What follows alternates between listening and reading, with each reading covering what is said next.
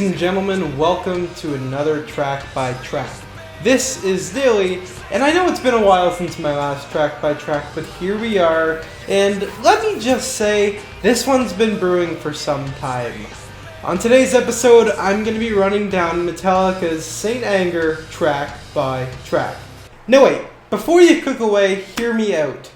I don't hate Saint Anger, at least not as much as other people seem to hate it. Sure, the lyrics are, not the best. Sure, the drums are, not the best. And sure, the songs run a little long, the shortest being about 5 minutes and the longest being about 9. But I'm going to try to maintain a very professional stance with this album. I'm going to give it all I really can. I'm going to do my best to listen to this album and see if it really is as bad as people say it is. So without any further ado, track 1 is Frantic. Right off the bat, we get an earful of Saint Anger drums. If someone who had never listened to Metallica before this point picked up this album, they might not see the problem. But for people like me who know a lot of their classic songs like the back of my hands, I knew right away something was very wrong. Keep in mind, this album came out in 2003 during the time of nu metal. Bands like Godsmack and Slipknot used those types of drums pretty often, and no one really complained about it. Metallica truly put on a new pair of shoes for this album, and that becomes clear really quick. As for Frantic, it's not great. The lyrics are incredibly repetitive. Just imagine the words "keep searching" and "TikTok" repeating over the headstrong instrumental for like 6 minutes.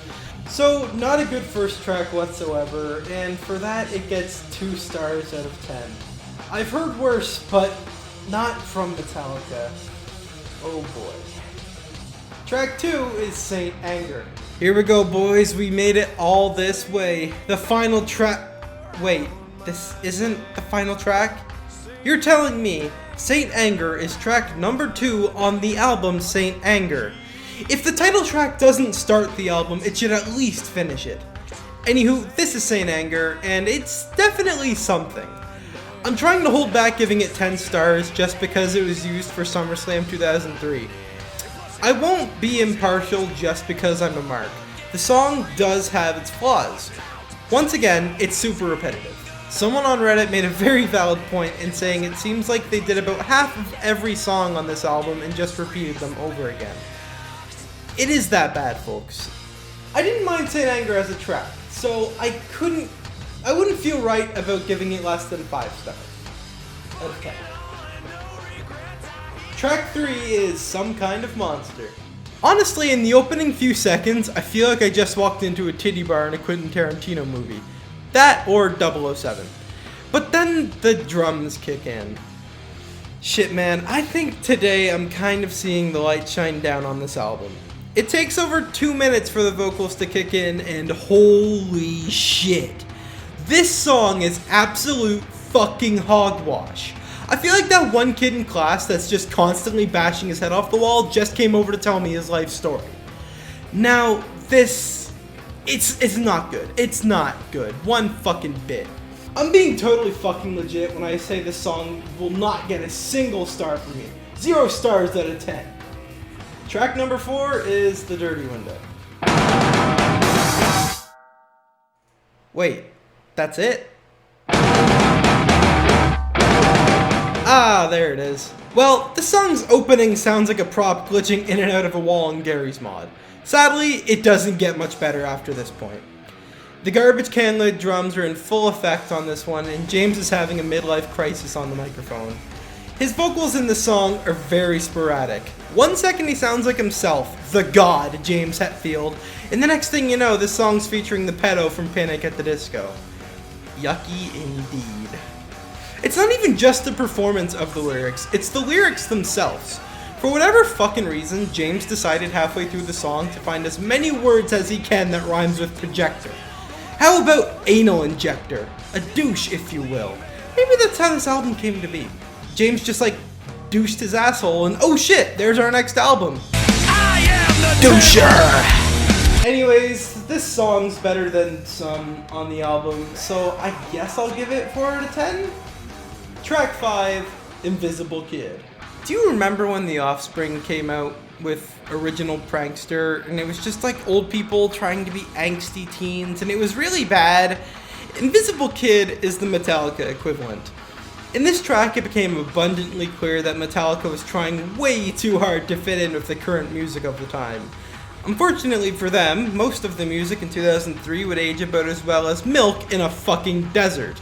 And just like that milk, I've become pretty sour just listening to this track. It gets 10 times worse when Hetfield plays with his vocals again. If I wasn't like 2 years old when this album came out, I would have sent him a letter. Dear Mr. Hetfield, for the love of God, James, please be James again. This is bad, and you're leaving a skid mark on your legacy. You know, the absolute worst part of this song is that it goes on for 8.5 minutes. Are you fucking kidding me? This is just evil. This is just savage. The best I can do for this one is 2 stars out of 10. Get out of here. Track number 6 is My World. Oh, not that My World? My bad. Not that one either? Shit. While writing this bit, I realized lots of songs have used this name, but that's not important right now. Back to Metallica. The song starts semi-promisingly, which is good, and then the drums kick in. For fuck's sakes. It's always the drums.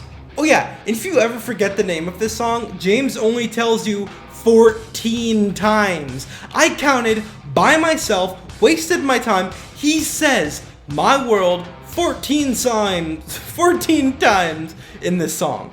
He also says sucka twice and tries his best Corey Taylor a few times. This song has no effect on me whatsoever. Couldn't work out to it, couldn't fuck to it, couldn't even wipe my ass to it because 3 hemorrhoids would grow on my asshole for how many stars I give this song. Through all that, this song gets 3 out of 10. Track number 7 is Shoot Me Again.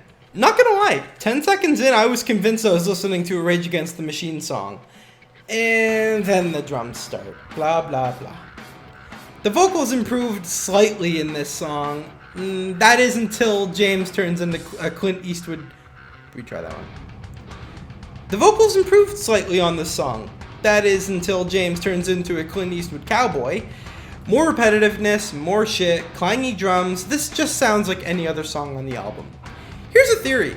Maybe James tells us the names of the songs so frequently for when we're listening to the album on shuffle and can't tell the fucking difference between this song and the last. Jesus, I was gonna give this song 4 stars just because it's better than a lot of the tracks on this album, but then Giddy Up Hetfield started, so that's 3 for me, bucko. Track number 8 is Sweet Amber.